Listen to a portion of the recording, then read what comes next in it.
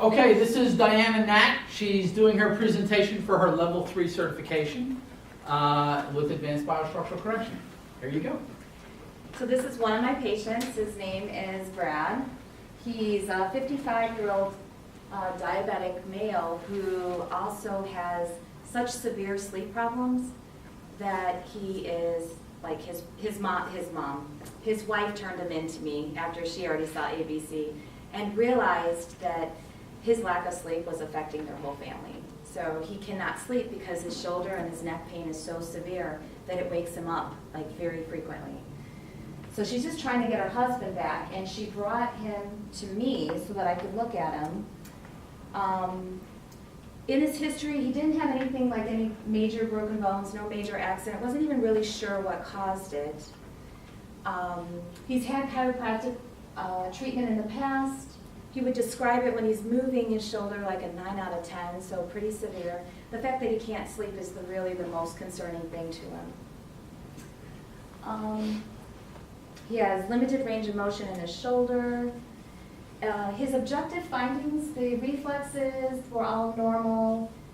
He definitely was kind of twisted, you know, a shoulder higher, a hip higher in different directions. Really nothing positive on the orthopedic findings. He had limited range of motion in his neck and his shoulder. His low back also had some limited range of motion as well. So previous treatment, he had been doing regular type of chiropractic treatment, did not get success, stopped going, and was just trying to push through the pain. So it had been probably about 5 or 6 months before I got my hands on him to work with him, and he was just totally miserable. So here are some of the findings that I did specifically for ABC. He was a left for the first 4 visits and then switched. Here's some of the findings that I found on the very first visit. But, you know, I check each and every visit, so whatever shows up is the treatment that I actually do.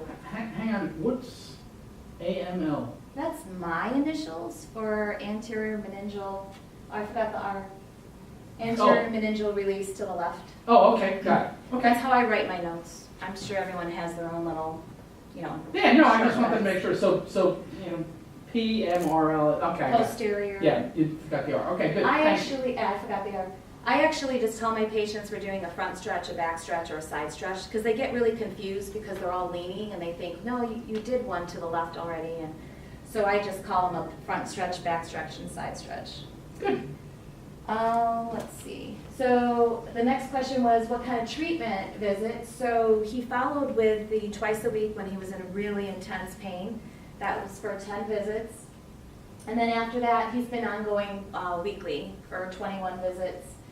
He's had 2 endonasal treatments. He really enjoyed the changes with those. And I've been working on trigger point therapy for his shoulder. He has trigger points like all over the place. And once I started doing the trigger point therapy with ABC, his range of motion started really changing. We also do exercises for the left shoulder and his back. So problems with the treatment. So this gentleman, like I said, he's in a large family. They have one person with making their income, and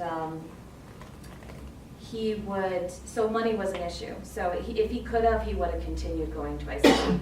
But he was also treating, like I was seeing their kids and his wife at the same time.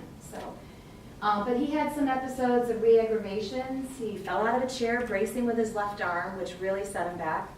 And then fell off a stepladder around Christmas time, trying to put lights up. But he was up on the ladder for a reason. He was feeling well enough that he thought he could do that. And some flu episodes, and being diabetic, he actually had 2 hospital stays as well. So that really, you could really see it in his posture when he came back from the hospital stays. So I looked at sit, standing, and sleeping. Can I interrupt for just a second? Yeah. When you get somebody like that who's got diabetes and things like that, and especially if they're having this pain and all this, they don't really think they're going to live long, and they pretty much give up on life. So you have to look at them and say, you finally made, you notice how much better you are, your shoulders are up and you're working?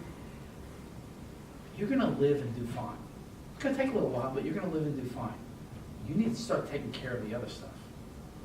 And you need to have this discussion with them, because if you don't, they give up on life, and they don't really realize how much better they're gonna get when you treat them. So you have to have a discussion with them about, you're gonna recover and do fine, so you better take care of this other stuff. All right, I don't know if you've had that discussion with him, Yeah, but you need to. since his shoulder's doing well, or doing better, he's been exercising, he's actually losing weight. So he was trying to get his diabetes under control. The hospital stays was that diabetes going out of control when, like when the car breaks down and his family's stranded, 4 states over, and his stress just brought him up into a little hospital episode. But yeah, so because he is feeling better, he's regaining control of his life. Nice, Mm-hmm. nice. But So- if you haven't, just as practitioners, if you haven't, you need to discuss that with kids. It's like you get old people, and all they do is go to the doctor, and you say, I don't know if you realize this, but I'm going to fix you. So if your life is made of going to the doctor, within 6 months to a year, your body's going to work so well, you're not going to have to do that. And if you don't have anything else to do, you're going to be pretty bored all the time. So find something you like to do. And that's a standard thing you tell old people. So this, the guy's younger, but have this, if you haven't already had it specifically, have this discussion with him, and it will literally change his viewpoint. All right? I'm sorry to interrupt. All right, so sleep. So we did everything. I was thinking, because sleeping was his worst, we started with a pillow, and plus being the neck issue. So we did the 8-layer pillow. He didn't have money for a bed, so we put a hard board underneath his bed, and he told me that really seemed to help him. He definitely sits on a wedge, and we did heel supports too in his shoes. So we tried to cover all 3 bases: sit, stand, and sleep. Current findings, like if I think about this patient at the beginning, what he told me was he was in so much pain, he could only sleep about an hour or 2. He'd have to take some kind of a Tylenol PM, something like that would allow him to sleep, and that was still only 1 to 2 hours. And then just through ABC treatment, he started not needing the Tylenol at first, and the sleep gained to 3 or 4 hours, and then it just kept getting better and better. And if you have a patient who's not sleeping, when they get at least 3 to 4 hours nonstop, they definitely feel a lot better. Yeah, I mean, at least 3 to 4 hours nonstop, that's exactly. So he has the full range of his shoulder back, and he is sleeping 6 to 7 hours without waking. He is not on any Tylenol or anything like that. And he wants to be fully unwound, so he is just continuing. He's one of my most passionate patients in trying to get other people to come and do ABC, because of not only him, but the rest of his family that's getting it. Mm-hmm. So here are some pictures. They are on the same days, pre's and post of the same days. So they're not in sequence order. They're I took the picture every 6 visits or so and then put them up so you could see progression. This is actually using Jeff's program. Yeah, thanks. So we The posture viewer. the posture view. The one thing I still have to work on is getting the camera in the same spot, which is why I took short clips of them and had to sometimes move them. And then here are his last visits. Wow, that's a huge change. And don't forget, 2 hospital stays, a slide down on the ladder, and falling out of a chair. And this is his first visit. Now, I know that Jeff does things like this, but I don't know how to do this. So Dr. Mark's son, Joshua, he actually did this for me. So this is his very first day, his befores and afters. That's nice. That's a huge change. And he gave us permission, so it's actually it'll be on our website too. So. Nice. And then, so this is Brad, and I just wanted to show another patient, just this picture. I think it's 8 or 10 visits in between, but this is what I live for, is people that have those, really terrible postures. And to see them pop up like that, Just makes me feel really good. And let me ask you a question. Because of what we talked about yesterday with getting C7, Yeah. are you doing C7 differently? I All right, because this, all right, now think about, breathe in, breathe out, relax, let your body slump. And that's what she said here, right? mhm. And then over here she said, breathe in, breathe out, relax, let your body slump. Okay? Now everybody's like, wow, what a great change. I look at this and go, man, you missed C7. Otherwise she wouldn't have that big, that hump won't be going over there like that. And so this is one of the things we went over yesterday. She was doing something just a little bit off. Yeah. So this picture, okay, as good as it is actually lousy.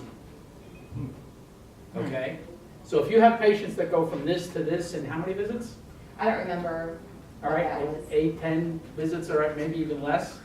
Okay? You gotta call me up. That should be a lot straighter. And if you don't think so, ask Jeff. Because Jeff was also not getting C7 before we did the in-office on Friday. Every patient that looked like this, as soon as he got C7, I didn't touch anybody, I just corrected this little thing on him. Every patient, and he had a bunch that had gone from this to this, went and popped the rest of the way.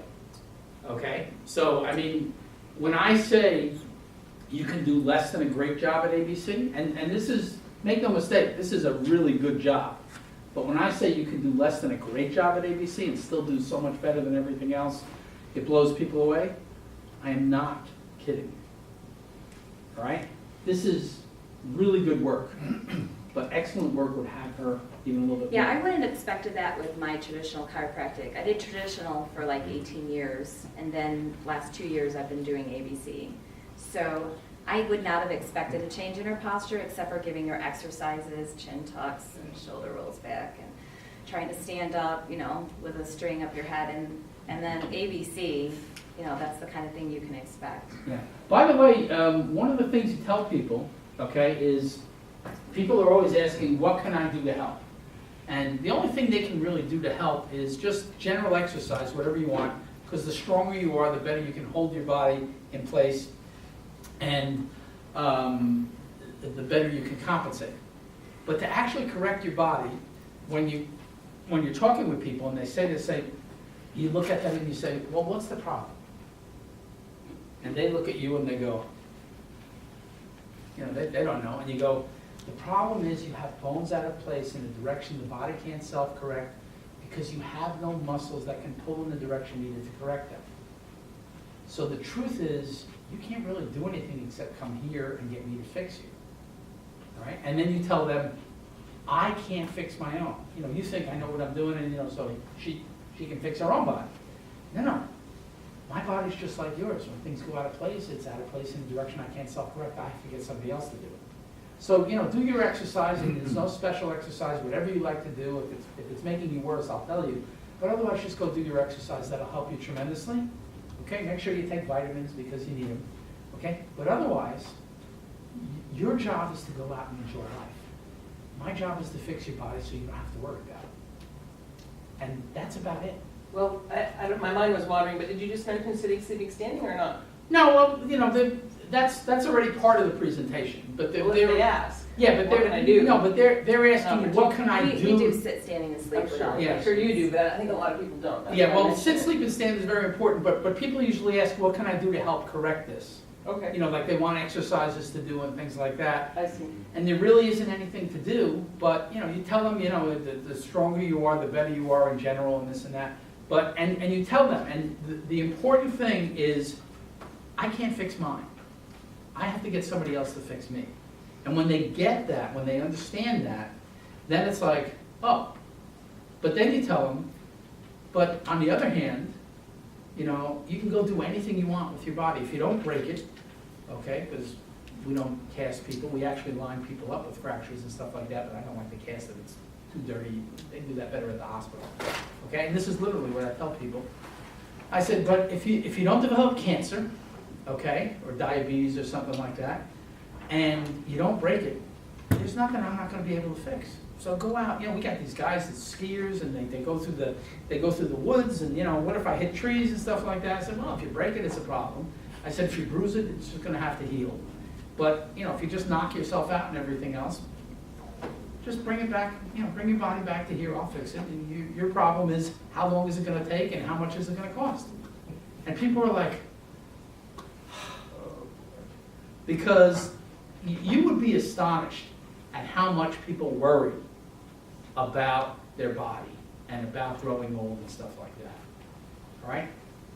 Here's a guy, talk to him. All right? Since he's doing ABC, all these worries just disappeared. He always had this, look, okay? I'm serious, right? He always, yeah. And now, I mean, you look at him and his face just went, because all his worries about his body are like, who's going on vacation? I wonder if I'm going to unwind forward. I mean, that's like your biggest worry, right? Okay, it's, if he goes on vacation, who's going to treat me if I do something, right? I mean, there was, when the lotteries first started, there was a guy in Massachusetts who has, black people have the anemia thing with the hereditary stuff. Okay, if you don't know about that, you look it up. Okay, and he had kidney problems related to that, which a lot of people have. All right, he won $50 million in this lottery, which in those days was a big deal. Now 50 million, it's like, I'm not even buying a ticket till he gets to 200. But in those days that was big money. Okay, he won the lottery. He took off for 6 months, and when he came back, he had missed his yearly checkup, and they checked him up, and all his kidney stuff and everything was gone. And they could come up with no explanation for it except he doesn't have the stress anymore.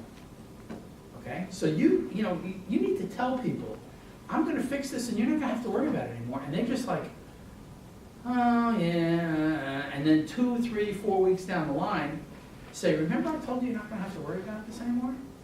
Is that becoming a little bit real to you? And all of a sudden I go. And the next time you see them, they look totally different, because it's a mental shift too. And you have to tell people about this, because you can do things other people just dream about doing. And like Diana, it's like, oh yeah, they had the concussions, and we fix them. All right. Okay, I'm sorry. Anything else? You have any more? I just have one other picture of, this is a competitive swimmer. Came to me after he was exercising doing burpees. I never knew what a burpee was until he explained it to me. Anybody not know what a burpee is? It's a squat thrust. You squat down, all right? You're in a push-up. You squat down, and then you push your legs out to like a push-up position, right? Sometimes they do a push-up, and then you bring your legs back up and you stand up. Oh, we didn't call them that. Yeah, we always call them squat thrusts. Yeah. Oh, okay. That's what it is. So I don't like But it. everybody around the world calls them burpees. I was actually, we were in I had an Australia. older patient who was doing it too. I said, stop doing it. I just don't like Yeah, those. well, you don't have to stop doing it. Oh, I don't like those. In Russia, we call them burpees. Yeah, What is it? yeah, no, in Russia they call them burpee. I mean, Burpee. around the world, I was working out, we were at Nick's in Perth, and Nick is an ex-rugby player and this and that, and I was doing my little morning workout thing. I carry a lot of weight, but I work out, and people are always surprised about that. But I was doing what I call squat thrusts, and he's like, wow, 50 burpees, that's pretty good for somebody like you, and I'm like, what do you mean for somebody like me, and because, but that's, anyway, around the world they call them burpees. Yeah. Okay, go ahead. So now he comes whenever he just feels like he's out of alignment, and he's got a major swim competition the next day. How did his speeds go? Did his speeds go up? His speeds are going down, not up. I mean, well, no, his speed goes up, his times are going up. Oh, okay, all right. So yeah, reverse that. So his times are coming down, and he's trying to get into states. So that's his goal. Yeah, we had, Pierre Grimaud had a swimmer who, I think he talked about it on the Yahoo group, who she went from being a really good swimmer to being Olympic material after he started treating her. So this kid's a little bit young for that, but he'll Yeah, probably... it's always interesting. He's like, Mom, you gotta get me in. I'm starting to feel that again, and I gotta meet on Saturday. Can we get in on like Thursday or Friday? There's You know, also you an know what? Olympic class swimmer in Australia, at least one. Oh, yeah. We've lost track Yeah. of it, but somebody Yeah. there's been treating But, swimmers. yeah, you know what you need to do? It's a grant, right? Yeah. You Biggest need grant, you need to get a shirt for him, and you need to go to a place, and you have an office logo, No. okay? you have to say, you know, what's the kid's name?